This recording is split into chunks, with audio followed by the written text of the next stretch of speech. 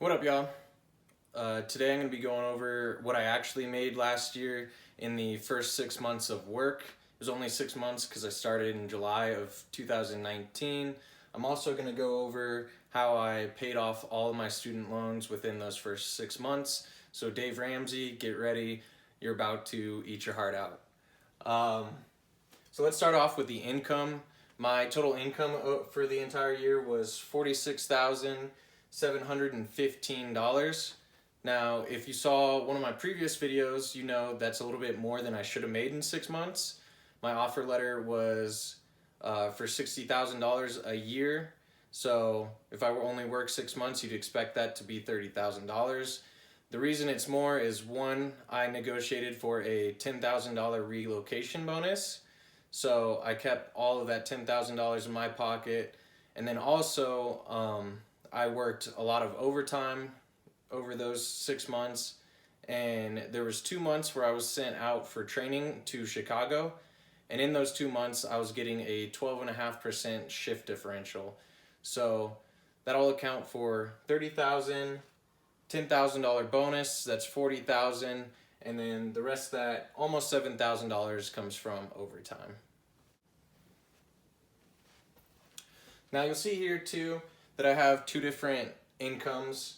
I have my total income and then my taxable wage.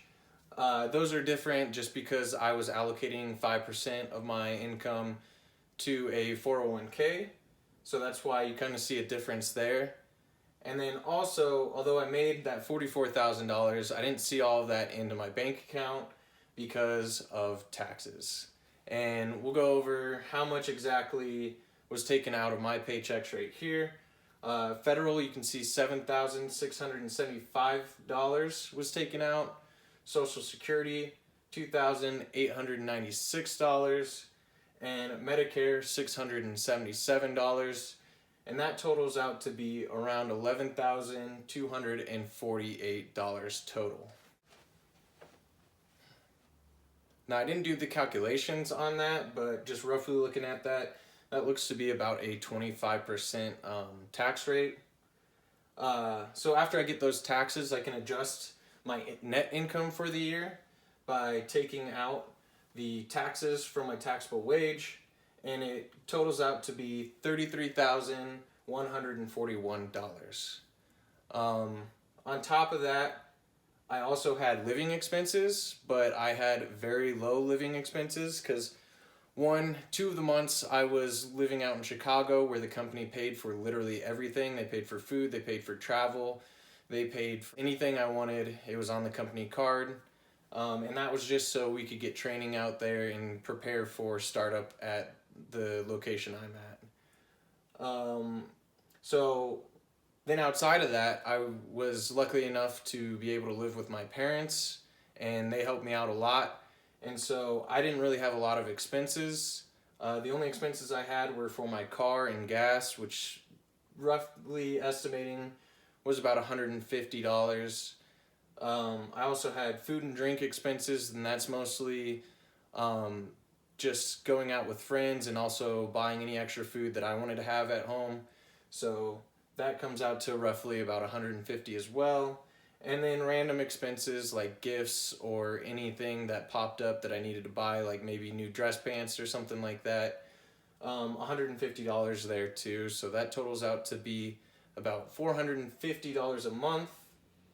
Times the 4 months, because out of those 6 months, I had all my expenses paid for two of them, like I said, because of work. And so that totals out to be about $1,800. So that will bring my year net to about $31,341, and that's just taking my net income and then subtracting my expenses for the year. So that's essentially how much I made throughout the year. Now, I was able to pay off my debt because I came out of school with only $30,000 in student debt. Throughout school, I worked, I had internships, and so I was always just chipping away at my loans and was lucky enough to only graduate with $30,000. You can see here, this is barely enough to cover it, and I probably wouldn't have paid off all my loans in that 6 months if that's all I had in my bank account. But I also went into this whole situation that you see here with about $5,000 in my bank account. So if you add $5,000 to this, it's roughly $36,000, and $6,000 was enough of an emergency fund for me that I felt comfortable emptying out my bank account and paying off those student loans.